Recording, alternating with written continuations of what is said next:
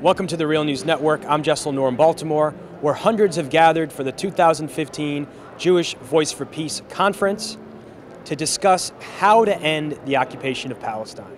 This is really a historic gathering for us. We have 600 people, which is by far the largest member meeting we've ever had. We have hundreds watching at home. And it's a chance for our membership and our chapters to come together to strategize, to learn, and to look at what the new stage of challenges are in this movement for a just peace in Israel and Palestine. We are not waiting.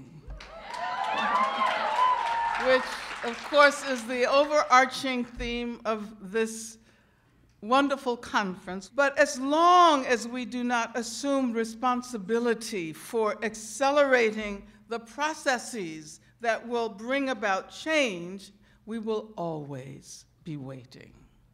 And so I wholeheartedly embrace this theme. We must act now. We cannot wait. Members of Jewish Voice for Peace say increasing numbers of American Jews are rejecting the positions of groups like AIPAC, whose annual meeting was used as a platform to push for war on Iran by Israeli Prime Minister Benjamin Netanyahu earlier this month.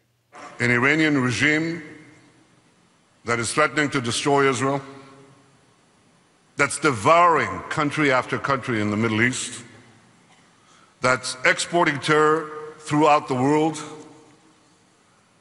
and that is developing, as we speak, the capacity to make nuclear weapons, lots of them. AIPAC is looking more and more irrelevant and backwards in the current political climate. I mean, they still dwarf us in size, in money, but you know, our political relevance in the mainstream is growing at a much faster pace and is much bigger considering our level of resources we have. Famed scholar and activist Angela Davis was the keynote speaker. In 2015, Palestine is our South Africa.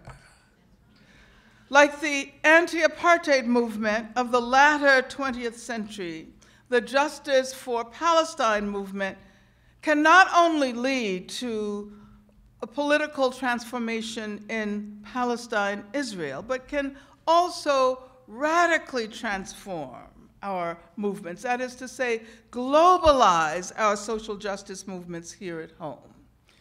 Racism is not simply a domestic problem. Homophobia is not simply a domestic problem.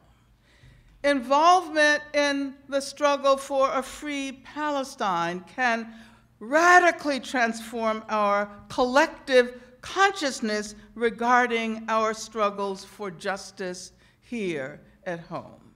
One focus of the meeting was building solidarity between struggles, including against anti-Semitism, the Israeli occupation, police brutality, and gendered violence.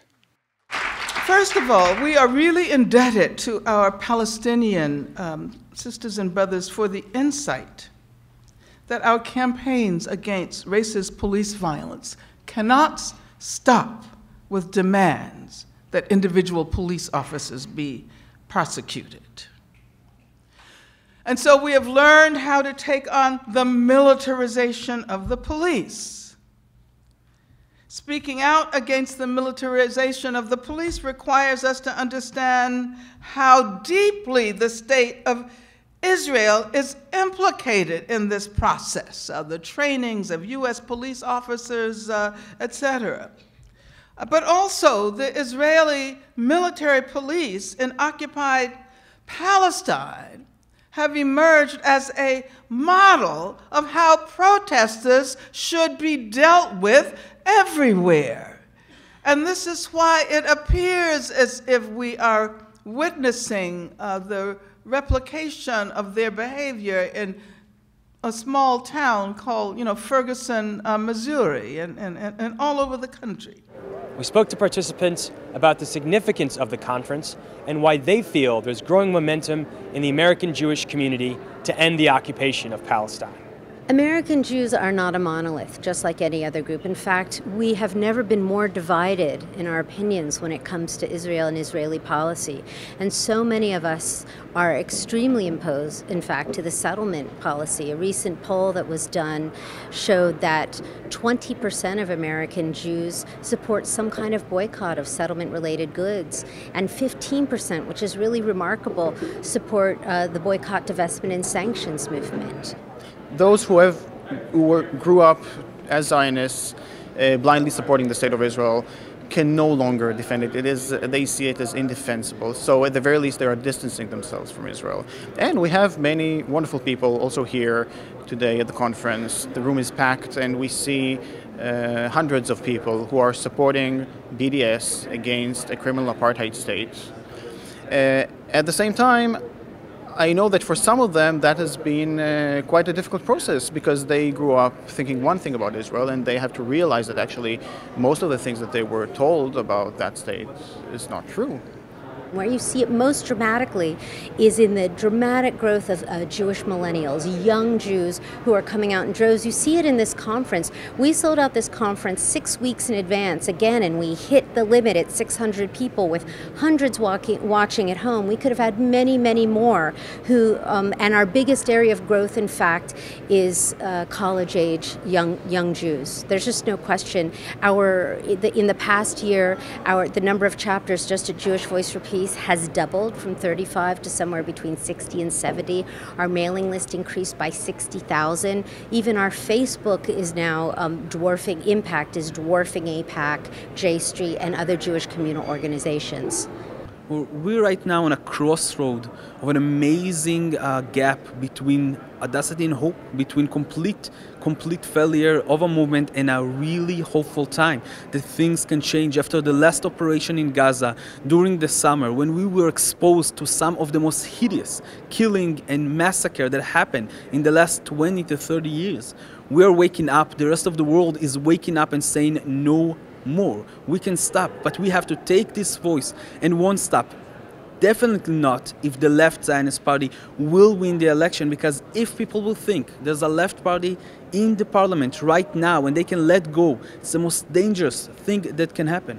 Right now we're in a crossroad between all races here in the US. People are starting to understand that your officers, your police and your army are going training with our police down in Israel against Palestinians, learning how to deal with countering terrorism, but also counter civilian protesters. And they're coming back here like Timothy Fitch, the former head of police of the St. Louis Department Police, that study in Israel in 2011 how to combat the civil protester.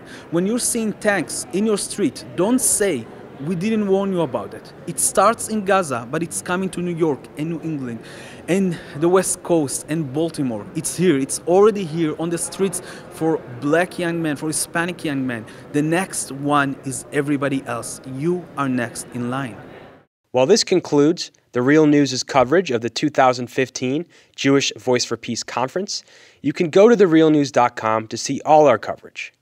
From Baltimore, this is Jessel Noor.